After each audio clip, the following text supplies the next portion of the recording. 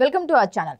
నమస్తే అండి. నమస్తే. పవన్ కళ్యాణ్ గారి గురించి మాట్లాడుకుంటే వరదలు వచ్చిన తర్వాత రాలేదు, అసలు వచ్చి కలవలేదు అని వైసీపీ నేతలు నానా రకాలుగా మాట్లాడారు పవన్ కళ్యాణ్ గారి గురించి. కానీ తీరా చూస్తే విరాళం ఇచ్చే వాళ్ళలో ఆయనదే పై చేయి ఉందని మనందరికీ అర్థమైంది. ఎందుకంటే 6 కోట్ల విరాళం ఇచ్చారు. అటు తెలంగాణకి కానీ ఇటు ఆంధ్రాకి కానీ అన్ని పంచాయతీలకు కానీ కలిపి మొత్తం 6 కోట్లు ఇచ్చారు. సో ఇప్పుడు వైసీపీ నేతలకి ఇది ఒక చెంపపెట్టు అనుకోవచ్చు అంటారా? ఖచ్చితంగా. ముఖ్యంగా పాపం జగన్మోహన్ రెడ్డి గారికి ఇవాళే పాస్పోర్ట్ ఆయనకు వచ్చేసింది 5 ఏళ్లకి. మరి ఆయన ఏం చేస్తాడు? ₹1 కోటి ఇచ్చి వెళ్తాడా, ఇవ్వకుండా వెళ్తాడా? ఇప్పుడు జగన్మోహన్ రెడ్డిని ఏమనాలి మనకు తెలియదు. బికాజ్ పవన్ కళ్యాణ్ మీద పడి ఏడ్చే వాళ్ళల్లో వైసీపీలో నెంబర్ 1 ఎవరంటే మొన్నటి వరకు జగన్మోహన్ రెడ్డి. ఇప్పుడు వాళ్ళ కేడర్ మొత్తం పవన్ కళ్యాణ్ ఎందుకు రాలేదు అనే దాని మీద ఉన్నారు. ఉంటే ఆయన రావద్దని అధికారులే చెప్పారు.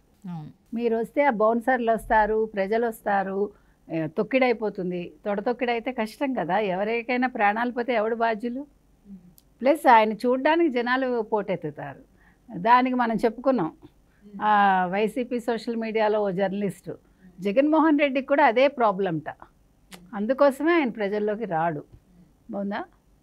సో అట్లా కొత్త కొత్త విషయాలు మనకు తెలుస్తూ ఉంటాయి. ఆ రీజన్ కూడా తర్వాత ఆయన చెప్పారు, ఎందుకు ఎవరికి ఇబ్బంది కాదు, జగన్మోహన్ రెడ్డికి కూడా అదే సమస్య. అది గొప్ప విషయం కనిపెట్టారు social media, YCP social media. అయితే మీరు అన్నట్టుగా ఒక్కొక్కళ్ళు ఇచ్చారు. ప్రభాస్ ఇచ్చారు, మహేష్ బాబు ఇచ్చారు, రామ్ చరణ్ ఇచ్చారు, ఇంచుమించు వెంకటేష్ ఇచ్చారు, అంటే సురేష్ బాబు వాళ్ళ సురేష్ ప్రొడక్షన్స్ పేరు. తర్వాత వైజయంతి మూవీస్ అశ్విని దత్ ఇచ్చారు. ఇలా చెప్పుకుంటూ వెళ్తే జూనియర్ ఎన్టీఆర్ ఇచ్చారు. ఇవన్నీ వాళ్ళు లేరు. అంటే నాగార్జున ఇచ్చారు. వీళ్ళందరూ కూడా అంటే తెలుగు సినీ పరిశ్రమలో ఉండే గొప్పతనం ఏంటంటే మీరు గమనిస్తే ఏ కెలామిటీ వచ్చినా, ఏ అవసరం వచ్చినా వాళ్ళు మేము ముందుంటామని ఉంటారు వాళ్ళు. ఇది ఇప్పుడు కాదు, 60 ఏళ్ళుగా ఇదే జరుగుతోంది. అయితే ఇక్కడ ఇంకొక విషయం ఏంటంటే తెలుగు ఇండస్ట్రీ ఈవెన్ తమిళ ఇండస్ట్రీకి ఇస్తుంది, కేరళకి కూడా ఇస్తుంది, అంటే మలయాళ ఇండస్ట్రీకి కూడా. ఎందుకంటే మన వాళ్ళకి ఫ్యాన్స్ ఈవెన్ మలయాళంలో ఉన్నారు. బన్నీకి ఫ్యాన్స్ విపరీతంగా కేరళలో ఉంటారు, చాలా విపరీతం, మీరు నమ్మలేరు. నేను ప్రత్యక్షంగా చెప్తున్నా. అట్లాగే తమిళనాడులో మన వాళ్ళంటే చాలా ఇష్టమైన వాళ్ళు ఉన్నారు. అందుకని వీళ్ళు ఇస్తారు. కానీ అటు సైడ్ నుంచి ఎప్పుడు మనకు వచ్చిన దాఖలాలు లేవు. ఎందుకంటే వాళ్ళు కూడా ఇక్కడ యాక్ట్ చేస్తారు కదా. మమ్ముట్టి చేశారు, మోహన్ లాల్ చేశారు, తమిళనాడు నుంచి తీసుకుంటే సూర్య చేశారు, ధనుష్, ఎవరు లేరు, Rajinikanth, Kamal Haasan, all big actors అదే. సో మనకి వాళ్ళు చేయరు. కానీ తెలుగు వాళ్ళు మాత్రం, అంటే ఒక ఇండస్ట్రీ అని కాదు, తెలుగు వాళ్ళు ఎప్పుడు కూడా అన్నింటిలో ముందు ఉంటారనే దానికి ఇది ఒక తార్కం. ఇకపోతే ఇవాళ పవన్ కళ్యాణ్ వెళ్ళి మీరు చెప్పినట్టుగా ఆంధ్రప్రదేశ్కి 1 కోటి ప్రకటించారు, ఇక్కడ తెలంగాణకు 1 కోటి ప్రకటించారు, 400 గ్రామాలకి గ్రామానికి 1,00,000 చొప్పున పంచాయతీరాజ్ శాఖ తరఫున ఆయన ప్రకటించారు సొంతంగానే. సో మొత్తం 6 కోట్లు ఇవాళ వచ్చి ఆయన, అంటే 10 రోజులు ఈ వర్షం అతలాకుతలం అయిపోయి విజయవాడ ప్రజలు ఉండడం వల్ల ఎవరు కదలలేకపోయారు. ఈవెన్ పిఠాపురం కూడా నీరు ముంచెత్తింది, మనకు తెలుసు, అక్కడ వాగు పొంగి.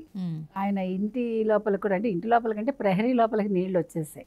సో ఇవన్నీ జరిగాక అవన్నీ కొంచెం తగ్గుముఖం పట్టాక ఇవాళ వచ్చి ఆయన రేవంత్ రెడ్డిని పర్సనల్గా ఆయన గృహంలో కలిసి ₹1 కోటి చెక్ విరాళంగా ఇవ్వటం జరిగింది తెలంగాణ వరద బాధితుల కోసం. ఒకటి. రెండోది నిన్న మనం మాట్లాడుకున్నాం, చిట్టి చేతులు పెద్ద సాయం అని. చాలా అద్భుతమైన విషయం. సో అలాంటివి చూసినప్పుడైనా జగన్మోహన్ రెడ్డి మారితే బాగుంటుంది అనేది మన ఉద్దేశం. అంటే నాట్ ఓన్లీ జగన్మోహన్ రెడ్డి, ఒక్క వైసీపీ నేత ₹1 ఇంతవరకు ఇవ్వాల. ఇప్పుడు రోజా లాంటి వాళ్ళు ఇవ్వాలి. రోజా సినిమా ఇండస్ట్రీ నుంచి వచ్చింది ఆవిడ. సరే మిగతావన్నీ పక్కన పెట్టండి, కబుర్లు పక్కన పెట్టండి, మిగతా కమెంట్స్ పక్కన పెడితే, బట్ ఒక ₹10 కూడా ఇవ్వలేరా వీళ్ళు? ఒక 10,000 సాయం చేయలేదా ఆవిడ? ₹1,00,000 ఇవ్వలేదా? ఒక్క నేత ఇంతవరకు ఇవ్వలేదండి. అంటే వీళ్ళందరూ కూడా పవన్ కళ్యాణ్ అన్నందుకు ఇవాళ సిగ్గుతో తలదించుకోవాలి. మనం చెప్తుంది అది. పవన్ కళ్యాణ్ తన సొంత డబ్బులు, తన కష్టార్జితమే ఇస్తున్నాడు ఆయన ప్రతిసారి అన్నింటికి కూడా. అది వీళ్ళు ఎవరి కోసం చేయడు ఆయన స్వతహాగా చేస్తాడు. ఇప్పుడు చిరంజీవి కూడా ఇస్తారు. చిరంజీవి కొంచెం తక్కువ ఇచ్చినా చిరంజీవి కూడా ఇచ్చారు కదా మొన్న. ఇప్పుడు తక్కువ ఎక్కువ కదా, ఆయన 2 రాష్ట్రాలు కలిపి ₹1 కోటి ఇచ్చారు ఆయన. అంటే చిరంజీవి కష్టం వేరండి. చిరంజీవి కష్టం వేరు, మెగా ఫ్యామిలీ నుంచి వచ్చిన వాళ్ళ కష్టం వేరు, తేడా ఉంటుంది. కాబట్టి చిరంజీవి 50 లక్షలు ఎందుకు ఇచ్చారు, ₹1 కోటి ఎందుకు ఇచ్చారు ప్రశ్నించకూడదు. ఎందుకంటే ఆయన కష్టార్జితం ఆయన అంత ఇవ్వాలనుకున్నారు, ఇచ్చారు, అంతవరకే. మనం ఎవరిని కూడా ఇచ్చినందుకు కమెంట్ చేయకూడదు కదా. సో చిరంజీవి ఇచ్చారు, వాళ్ళ ఫ్యామిలీ నుంచి ఎవరికి వాళ్ళు ఇచ్చారు, ఇన్ని జరిగాక కూడా ఇన్ని రోజులు వీళ్ళు వాగినందుకు ఇవాళ వైసీపీ వాళ్ళు సమాధానం చెప్పాలి. జగన్మోహన్ రెడ్డి లండన్ వెళ్లే ముందు ₹1 కోటి ఇచ్చి వెళ్తాడా వెళ్ళడా అనౌన్స్ చేశాడు కదా. బొత్స ఎక్కడికి వెళ్ళిపోయాడు, బొత్స ఏదో 1,00,000 పాల ప్యాకెట్లు ఇస్తాడని చెప్పాడు కదా ఆయన. అంటే ఇంకా గేదెలు కొనే ఇదిలో ఉన్నారమ్మా వాళ్ళు, ఇంకా పాలు ఇవ్వడానికి కదా. ఆ గేదెలకి ఎప్పుడు ఆయన వస్తే అందరూ జనాలు కూడా ఆయన్ని కేవలం మాటలతోనే తరిమి కొట్టారు అనుకోవచ్చు. సో దానివల్లే మళ్ళీ తిరిగి రాలేదేమో, భయపడి వచ్చి ఉండడు ఆయన. అంటే ఇప్పటి వరకు కూడా వైసీపీ నేతలు ఎవరు చూసుకున్నా కూడా వీళ్ళు చేస్తున్న ప్రతి పని మీద కూడా అంటే ప్రభుత్వం ఫెయిల్ అయింది, వైఫల్యం చెందని ఇప్పటి వరకు కూడా ఏదో విధంగా బురద చల్లే ప్రయత్నం చేస్తూనే ఉన్నారు. కానీ ఇప్పుడు విజయవాడని చూసిన తర్వాత అంటే వారం కూడా గడవక ముందే మళ్ళీ విజయవాడ యథాస్థితికి వచ్చింది. మరి ఇప్పుడు చూసిన తర్వాత వైసీపీ నేతలకు కానీ వాళ్ళందరూ కానీ ఏం సమాధానం? నోరు పడిపోతుంది. ఏమవుతుందండి, ఇప్పుడు గొంగట్లో తింటూ వెంట్రుకలు ఏడుకునేవాడికి మీరు ఎంత చేసినా కనిపించదు, ఎంత చెప్పినా వినిపించదు. వాళ్ళ కళ్ళకి కనిపిస్తుంది, వాళ్ళు బయటికి రాగలిగినా కూడా మేము రాలేకపోతున్నామనే అంటారు వాళ్ళు. 10 రోజుల తర్వాత చంద్రబాబు నాయుడు గారు నిన్న ఇంటికి వెళ్ళారు, 10 days ఫీల్డ్లో ఉండి కదా. మనం చూసాం నిమ్మల రామానాయుడు ఎక్కడున్నారో, బుడమేరు దగ్గర ఆయన రాత్రి పగలు హీరో అయిపోయాడు ఆయన. ఎవరికి వాళ్ళు, లోకేష్ కూడా వెళ్ళారు, ఎవరికి వాళ్ళు ఇప్పుడు ఒక్కొక్క ప్లేస్ని ఒక్కొక్క ఎమ్మెల్యేకి అప్పచెప్పేశారు ఆయన. ఎవరు, చంద్రబాబు నాయుడు గారు. విజయవాడ మొత్తం అది సెట్ అయ్యే వరకు మనం చూసాము. ఇంతలాగా అసలు ఒక టెక్నాలజీని వాడుకోవడం కానీ, అసలు ఎవరికైనా ఇంతవరకు ఎవరిళ్ళైనా బురదని కడిగిన ప్రభుత్వం ఉందా? ఇంట్లోకి వచ్చిన బురదని కడిగిన ప్రభుత్వం ఉందా? అగ్నిమాపక సిబ్బంది చేత, అగ్నిమాపక యంత్రాల చేత ఫస్ట్ టైం కడిగించింది చంద్రబాబు నాయుడు గారే కదా. అంటే ఆలోచన మనం మాట్లాడేది. ప్లస్ ప్రజలకు కూడా ఎంత రిలీఫ్ అండి అది. They don't know what to do. ఇప్పుడు వెహికల్స్ కూడా బాగు చేయించుకోవాలి వాళ్ళు.